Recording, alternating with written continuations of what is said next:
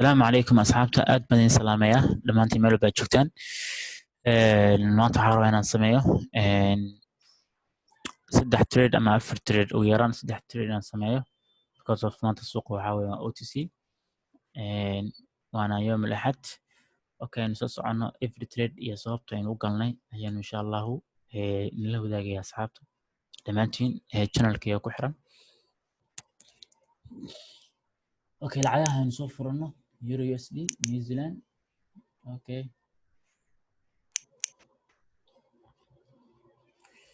this is waxaa weeyaan lacag kale inoo soo fur AUD iyo Canada, Australia iyo Canada.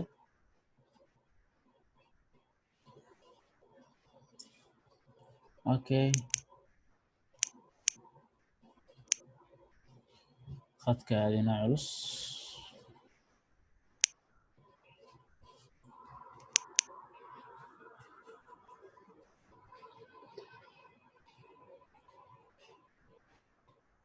Okay, aan iska sugno khadka aad nooga culus asxaabta.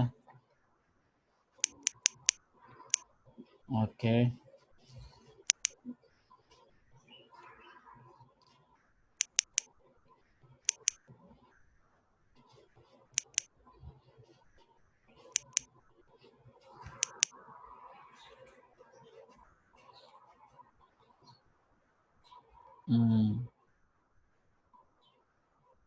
khadka aad u culus. Okay, lacagta mar kale inoo soo fur AUD iyo Canada. Okay,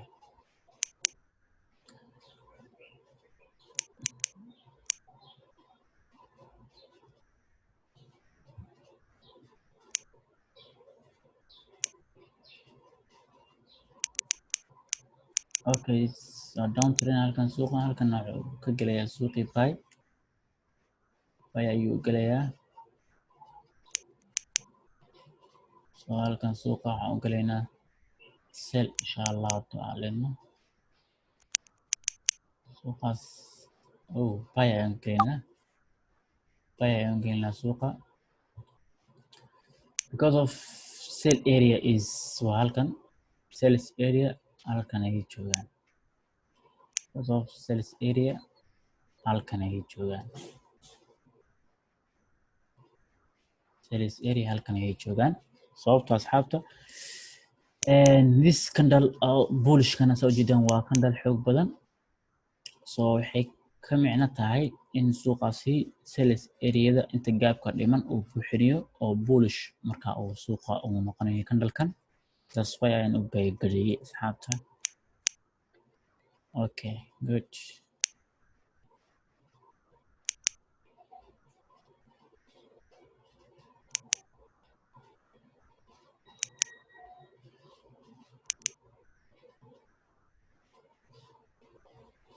Okay, asxaabta soo jeedaan ku guuleysan haddaba suuqan sell ayaan usoo gelaynaa haddana asxaabta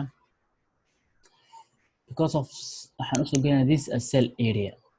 Halkan levelka dhiganay waxaa weeyaan waa sales area.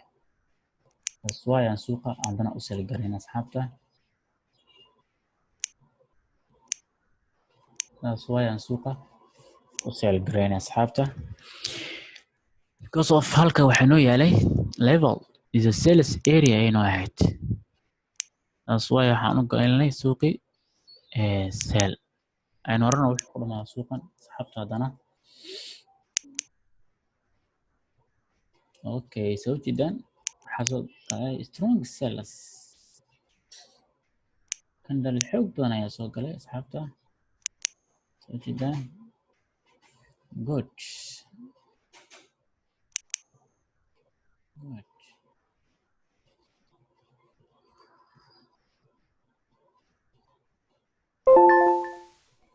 Okay, waan ku guuleysanay asxaabta suuqan